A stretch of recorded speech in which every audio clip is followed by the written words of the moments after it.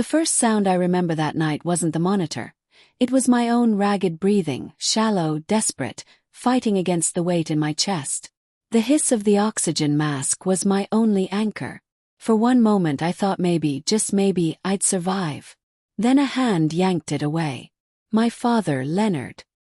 His eyes cold, his voice dripping with disgust. Save it for someone who actually matters. The room spun instantly. Darkness creeping at the edges of my vision.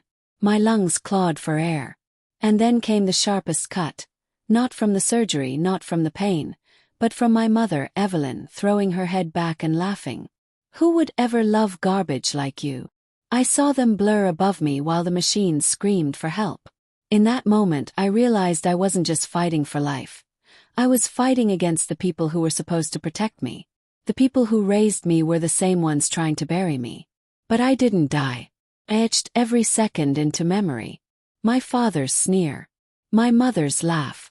The suffocating silence after. And right there I swore, it would be the last time they ever laughed at my pain. I used to believe love was unconditional. That parents were shelter. That family meant safety.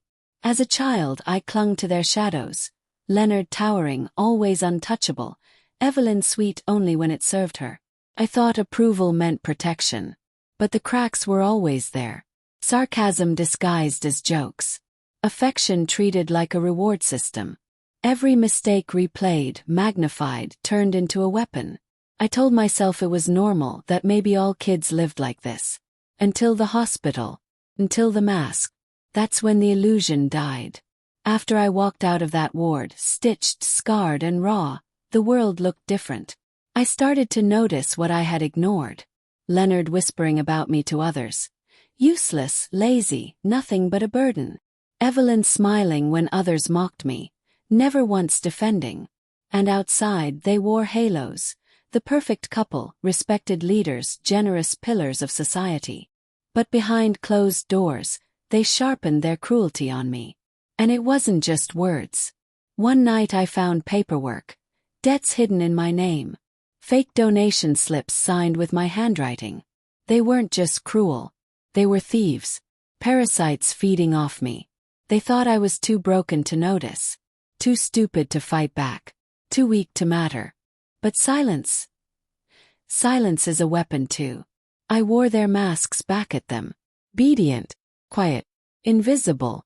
They thought they'd won, but every smirk, every insult, I stored like ammunition. I wasn't healing. I was studying, waiting. Predators don't realize prey can learn. And I learned every pattern.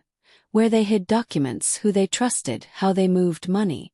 Their weak spot. Reputation. They worshipped it. They needed the world to believe they were saints. So I chose to shatter them where it would hurt the most. For 2 years I built my case. Bank statements, forged checks, recordings of their voices mocking donors, photos of their signatures on fraudulent contracts. Piece by piece, I became an architect of their destruction. And then I chose the stage. Their annual charity gala. Chandeliers blazing. Laughter echoing. Politicians, investors, reporters. Every eye they craved, all gathered in one place. Leonard and Evelyn glided across the room. Golden, adored, the very picture of respectability. Until the screens lit up. Not with their glossy video, but with Leonard's voice. Save it for someone who matters. Followed by Evelyn's cruel laugh. Who would ever love garbage like you? The room froze. Glasses clinked as hands shook. Gasps cut the air. And then, file after file appeared. Proof of stolen funds. Forged donations. Audio of them mocking the very people who trusted them. Their empire of lies crumbled in front of every guest, every camera. They screamed at staff to cut the feed. But it was too late. I'd mirrored it across screens, speakers, even tipped off the press. Their kingdom was burning from every side.